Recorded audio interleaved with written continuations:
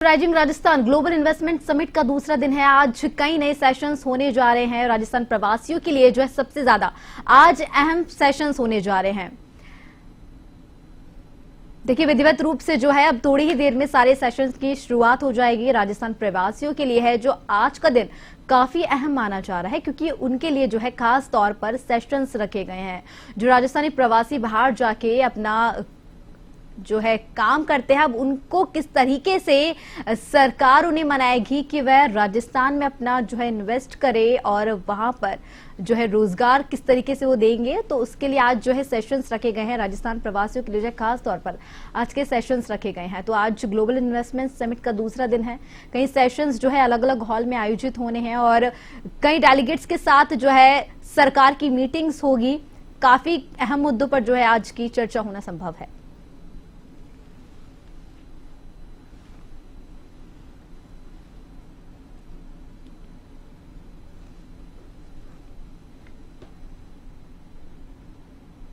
देखिए, कल से जो है rising Rajasthan global investment summit की शुरुआत हुई थी। प्रधानमंत्री नरेंद्र मोदी ने खुद जयपुर आकर जो है समिट का उद्घाटन किया था। काफी सफल जो है कल का आयोजन रहा था, जिसके बाद आज जो है समिट का दूसरा दिन है और कई सेशंस आज आयोजित होने वाले हैं।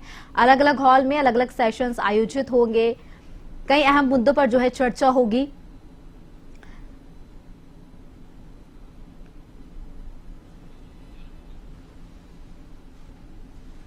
और हमारे संवाददाता हनुमंत सिंह चारण हमारे साथ लाइव जुड़ चुके हैं जेईसीसी से। हनुमंत, क्या कुछ अपडेट है? विधिवत रूप से कब से जो है सेशन आज के शुरू होंगे हनुमंत?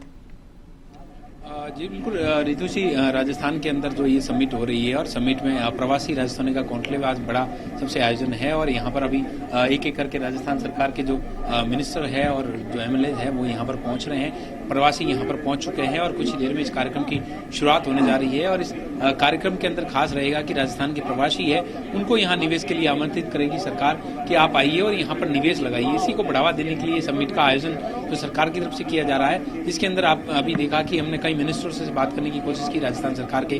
उनका कहना था कि राजस्थान में निवेश को बढ़ावा देने के लिए हमारी सरकार प्रयास कर रही है और एक साल सरकार का पूरा होना है। और एक बार फिर से प्रधानमंत्री नरेंद्र मोदी 17 दिसंबर को जो है राजधानी जयपुर आएंगे और ईआरसीपी की जो है बड़ी सौगात राजस्थान को मिलने वाली है। तो ऐसे में राजस्थान में अब धीरे धीरे जो है अनेक ऐसे सरकार की तरफ से कार्य कराए जा रहे हैं जिससे प्रदेश का विकास हो रहा है, युवाओं को रोजगार मिल रहा है। ऐसे प्रयास सरकार कर रही है, ये राजस्थान के जो सरकार के मंत्री है उनका कहना है। जी रितु जी बताएं। जी हनुमंत, कल जो है प्रधानमंत्री नरेंद्र मोदी खुद आए थे और उन्होंने जो है समिट का उद्घाटन किया था और साथ ही खास बड़ी बात उन्होंने कही थी कि राजस्थान पर विश्वास कीजिए और अच्छा निवेश कीजिए। तो उनकी ये बात कितनी सफल इन 3 दिनों में होती हुई नजर आएगी हनुमंत?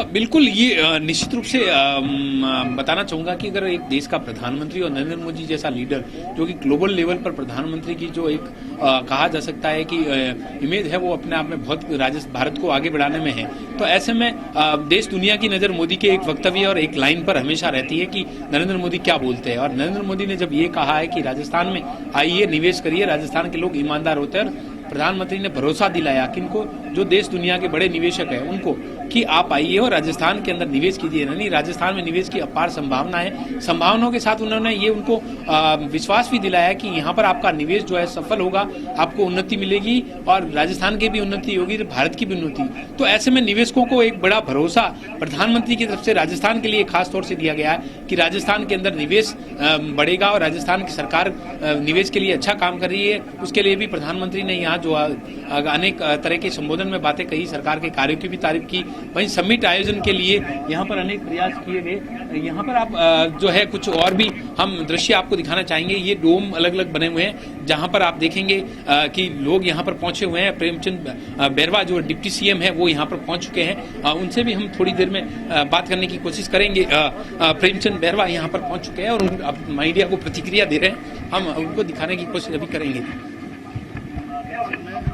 और जो उद्घाटन करके गए हैं, निश्चित रूप से ये राइजिंग राजस्थान के विकास के लिए, राजस्थान के उत्थान के लिए एक वरदान साबित होगा। जिस तरह से एमओयू हुए हैं, जिस तरह से बहुत लोग विदेशों से भी आए हैं, एमओयू किया उन्होंने, और अनेक प्रदेशों से भी आए हैं। आज दूसरा दिन है और इसमें आज प्रवासी राजस्थानियों का अभी मीटिंग है। निश्चित रूप से वो भी इसमें बहुत ज्यादा राजस्थान में उद्योग लगाने में वो भी इंटरेस्ट है और निश्चित रूप से लगाकर राजस्थान के उत्थान के लिए, विकास के लिए भागीदार। तो सर, प्रवासी राजस्थानियों के लिए बड़ा कॉन्क्लेव किया गया है, तो उनसे कॉन्क्लेव आयोजित किया गया है, तो उनके लिए क्या विशेष सुविधाएं जो है जो प्रवासी राजस्थानियों को मातृभूमि में निवेश निश्चित करना रूप चाहते से हैं? ये आग्रह हमारे यशस्वी मुख्यमंत्री भजन लाल जी शर्मा जी की सोच थी कि हमारे राजस्थानी लोग बाहर भी बहुत बिजनेस कर रहे हैं।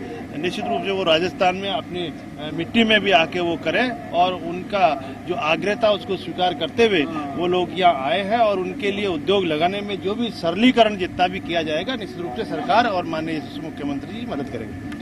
सरकार उद्योग सरलीकरण यहाँ पर किया जाएगा और यहाँ पर आप देखेंगे क्षेत्र में जो है किस तरह के निवेश जो है यहाँ आ रहे हैं और किस तरह के आपको क्या उम्मीद है ऊर्जा के क्षेत्र में निवेश के बाद? देखिए, आप देख रहे हैं लगभग इससे पूरे जो हमारी कॉन्क्लेव हो रही है और इसमें 35 लाख करोड़ के जो एमओयू हैं उसमें से 28 लाख करोड़ के एमओयू ऊर्जा क्षेत्र के हैं और राजस्थान के प्रति जो ऊर्जा को लेकर के पूरे देश ही नहीं विदेशों में भी जो आकर्षण है, यहाँ पर जो उद्योगपति आए हैं और जिन्होंने भी अपना मन बना करके यहाँ इन्वेस्ट करने के लिए ये एमओयू किए हैं, हम उन सबको ये प्रयास करेंगे कि वो धरातल पर उतरे। उसके लिए एक हमने धरातल तैयार किया है और उसके लिए एक ऐप बनाया है। उसके माध्यम से हर एक अधिकारियों को उनके पीछे लगाया है, उनकी जिम्मेदारी दी गई है कि अधिकारी उनको मॉनिटरिंग करेंगे निरंतर।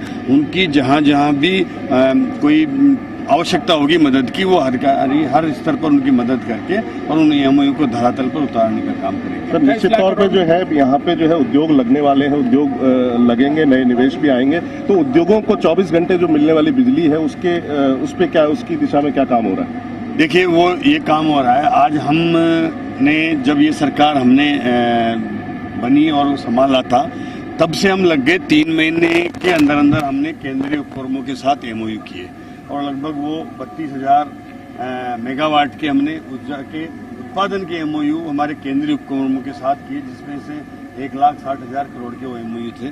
वो अब जेबी में बदल गए हैं, धरातल पर उतर रहे हैं। अब उनकी टेंडर प्रक्रिया चालू हो गई है, तो हम लगभग 6,000 मेगावाट तो थर्मल लगाएंगे। इसी तरह से लगभग उनके साथ जो हमने एमओयू किए हैं उसमें से हम उसको मिला करके और हमारे जो कुसुम योजना के माध्यम से इसमें से जो विभाग भी अपने लगभग 12,000 मेगावाट की सोलर लगा रहा है और इसी तरह से जो एमओयू के माध्यम से भी जो यहाँ पर इन्वेस्टर आ रहे हैं वो भी तादाद बढ़ेगी। तो निश्चित रूप से यहाँ आने वाले उद्योगों के लिए हमने ये प्रयास माननीय मुख्यमंत्री जी के नेतृत्व में पहले से शुरू कर दिया कि हम इन्वेस्टमेंट सबमिट करने जा रहे हैं, लेकिन उसके यहाँ आने वाले उद्योगों के लिए पर्याप्त बिजली मिले और उनको एक माहौल मिले, तो उसके लिए पहले से हमने तैयारी कर रखी है। उसके लिए निरंतर हम प्रयासरत हैं कि ये सोलर लगाएंगे, हम मतलब थर्मल भी लगाएंगे, हम विंड भी लगा रहे हैं और इसके साथ साथ हम जब दिन के अलावा रात में भी हमारे जो पीक आवर्स होते हैं उस समय हमें जरूरत पड़ती है तब भी हम बैटरी स्टोरेज लेके आ रहे हैं। हम लगभग 2,000 मेगावाट के बैटरी स्टोरेज के भी टेंडर हमने तैयार कर दिए, वो भी निकाल रहे हैं। हम पंप स्टोरेज लेके आ रहे हैं, जो यहाँ की क्षमता है हमारी राजस्थान की वो 12,000 मेगावाट की पंप स्टोरेज की क्षमता है, उनको भी हम टेंडर निकालेंगे। इसके अलावा जो सेल्फ आइडेंटिफाइड साइट है जहाँ पर भी कोई इन्वेस्टर आता चाहता है तो उसको भी हम प्रोत्साहित करेंगे कि वो भी पंप स्टोरेज लगा करके, और जो एक बहुत अच्छी योजना है पंप स्टोरेज की जिससे ग्रीन एनर्जी मिलेगी और पीक हावर्स में मिलेगी जब हमें ज्यादा आवश्यकता है तब वो स्टोरेज हमें काम में लेना है। इस तरह से विद्युत के क्षेत्र में एक अपार संभावना है। माननीय हमारे प्रधानमंत्री जी ने भी कहा है कि ज्यादा से ज्यादा संभावना है राजस्थान में जो ऊर्जा उत्पादन की है। वो प्रधानमंत्री जी का जो सपना है, जो उनका जो एक कमिटमेंट है कि 500 गीगावाट बिजली 2030 तक उत्पादन करना है, इसमें राजस्थान की सबसे ज्यादा बड़ी भूमिका रहने वाली है। उसके लिए हम तैयारी कर रहे हैं। पूरी प्रक्रिया टेंडर रहता है, लेकिन लाभ कब से मिलने लग जाएगा? अगले साल में मार्च, अप्रैल, कोई ऐसा महीना? नहीं, किस टेंडर प्रक्रिया में आपने बताया कि सभी टेंडर प्रक्रिया है। उसके लिए थर्मल के लिए टेंडर निकलेंगे, जो जेबी किया जिनके साथ हमने वो क्रम टेंडर निकालेंगे।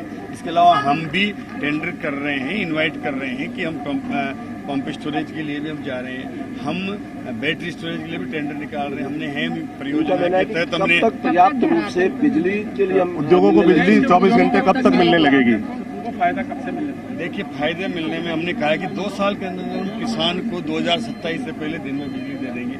अभी भी हम आधे से ज्यादा हमारी जो GSS है 33 kV के, जहां हमें वो क्षमता उनकी है कि हम 2 फेज में 2 ब्लॉक में बिजली दे दें, वहाँ अभी भी आधे से ज्यादा किसानों को दिन में बिजली दे रहे हैं। और कुछ के लिए हमने चिन्हित कर लिए, वहाँ भी हम उनकी क्षमता बढ़ा रहे हैं और वहाँ ट्रांसमिशन की कमी है उसको भी ठीक कर रहे हैं, ताकि 100% किसान को हम दिन में 2 साल तक अंदर अंदर 100% देंगे। लेकिन फिर भी हमने चालू कर दिया, अभी दिन में जहाँ संभव है वहाँ दे रहे हैं। और इसी तरह से हमने ये प्रयास किया है कि आने वाले समय में हम कैसे हमारी कॉस्टिंग कम करें, हमारे उत्पादन की हमने यहाँ पर एफिशिएंसी बढ़ाई है, पहले बढ़ाया है, जिससे आज उत्पादन पहले जहाँ 60 से 65% होता था पिछली सरकार के टाइम, उसको हम 85% पर लेकर के आए हैं। तो ये हमारी क्षमता बढ़ाने, जिससे भी उत्पादन बढ़ रहा है, लागत कम आ रही है, जिससे कि उपभोक्ता पर पड़ने वाला भार कम होगा। ये सब काम हम कर रहे हैं। जी, थैंक यू सर।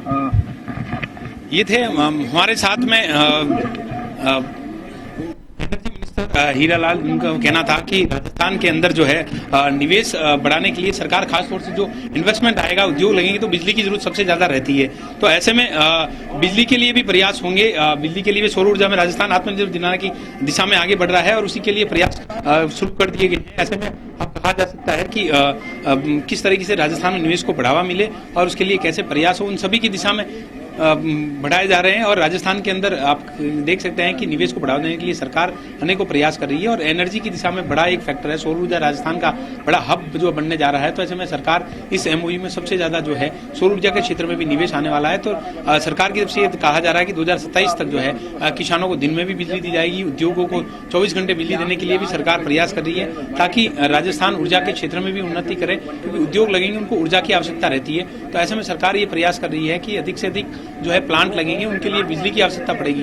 तो ऐसे में बिजली को बढ़ावा देने के लिए सरकार की तरफ से जो प्रयास किए जा रहे हैं वो जो है पहले से ही शुरू कर दिए थे, क्योंकि समिट का आयोजन होना था। तो ऐसे में सरकार की तरफ से पहले से ही ये प्रयास शुरू कर दिए गए कि किस तरीके से राजस्थान के अंदर जो है निवेश को बढ़ावा देने के लिए जो बिजली है उसकी जरूरत पड़ेगी, उसको कैसे पूरा किया जाए, उस दिशा में काम सरकार पहले ही कर चुकी थी। और अभी ये बात जो है एनर्जी मिनिस्टर ने यहाँ पर अपने पत्रकारों से बातचीत करते हुए कही कि राजस्थान सौर ऊर्जा का हब है और यहाँ पर बड़ी अपार संभावना है। राजस्थान आत्मनिर्भर बनने जा रहा है बिजली के क्षेत्र में, क्योंकि बिजली एक राजस्थान बड़ी समस्या है। बिजली कैसे खरीदे, हमारे साथ मंत्री जोराराम है, उनसे भी बात करने की कोशिश कर रहे हैं। इलेक्शन की बात चल रही है, किस रूप में देखा जाए इसको, क्या क्या कितनी विजिबिलिटी है? मित्रों, एक प्रदेश एक चुनाव, एक देश एक चुनाव, 1 स्टेट 1 नेशन में हमारा संकल्प है। और जैसा कि आपको जानकारी है, हमारे आदरणीय यशस्वी मुख्यमंत्री भजनलाल जी ने प्रारंभ से ये मंशा जाहिर की थी कि बार बार चुनाव से न केवल धन का अपव्यय होता है, सरकार के काम करने के स्पीड पर ब्रेक लगते हैं, प्रशासनिक अधिकारी अनेक काम में उलझ जाते हैं और साथ ही साथ आपस में भी अनेक वैमनस्य पैदा हो जाते हैं। लेकिन एक बार चुनाव होगा, एक वोटर लिस्ट होगी, तो उससे शायद वार्ड पंच से लगा करके जिला परिषद के सदस्य तक, जिला परिषद हो, पंचायत समिति हो, नगर पालिका हो, नगर परिषद हो या नगर निगम हो, जो भी चुनाव होंगे एक साथ होंगे। तो एक बार चुनाव कराने के उपरांत पूरे 5 साल तक सरकार को काम करने की जिम्मेवारी मिलेगी और साथ ही साथ अनेक चुनावों में अनेक तरह के आपसी विवाद हुए वो खत्म हो जाएगा, लॉ एंड ऑर्डर को मेंटेन करने में भी सुविधा मिलेगी और जनता में भी ये एक विश्वास पैदा हो जाएगा कि जनप्रतिनिधि मेरा काम करता है, इसलिए उसको चुना जावे और जो काम नहीं करता उसको नहीं चुना जावे। हमारा संकल्प है जितनी भी कानूनी अनिवार्यताएं हैं, कानूनी जो भी बाधाएं हैं, और इसमें पूरी करने के उपरांत आगामी कुछ महीनों के उपरांत जब ये सब ठीक हो जाएगा तो हम सब चुनाव एक साथ कराने के लिए कृत संकल्पित थे और कृत संकल्पित हैं। जोराम जी, एक प्रदेश एक चुनाव तो फिर भी थोड़ा संभव लगता है, लेकिन एक देश एक चुनाव में तो संविधान संशोधन करना पड़ेगा, क्योंकि कई विधानसभाओं का अगर कार्यकाल बीच में भंग हो जाती है और फिर क्या 5 साल के लिए फिक्स करना पड़ेगा, तो उसको nothing is impossible in this world. कोई भी चीज ऐसी नहीं है जो कभी असंभव नहीं, सब संभव है। आदमी का मन और मस्तिष्क होना चाहिए और जैसा कल आदरणीय नरेंद्र मोदी जी ने आशीर्वाद दिया है, उससे लगता है कि उनका भी मंशा क्लियर है कि बार बार चुनाव होने से अपव्यय होता है, वैमनस्य बढ़ता है, काम करने की स्पीड पे लगाम लगता है। इसलिए हमारा भी ये संकल्प है। अब वो कितनी उसमें संविधान में संशोधन करना पड़ेगा और क्या क्या कार्रवाई करनी पड़ेगी, वो केंद्र सरकार अपने स्तर पर कर रही है। हम राजस्थान में तो इस पे कमिटमेंट है हमारा कि हम एक ही चुनाव एक साथ कराएंगे। राष्ट्रपति जगदीप धनखड़ के खिलाफ आज कांग्रेस अविश्वास प्रस्ताव लेकर के आ रही है। यहाँ पर मिनिस्टर यहाँ पर पहुँच चुके हैं, बताने की कोशिश करेंगे।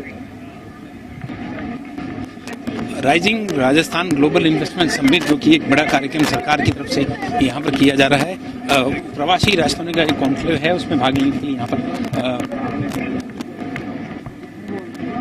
मंत्री यहाँ पर पहुँचे हैं। आप देखेंगे कि अंदर की तरफ जाते हुए अब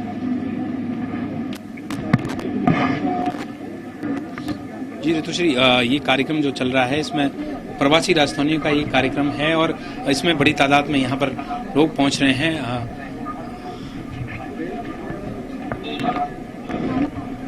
जी बताएं। जी हनुमंत, आपका बहुत बहुत धन्यवाद हमारे साथ जुड़ने के लिए, तमाम अहम जानकारी साझा करने के लिए।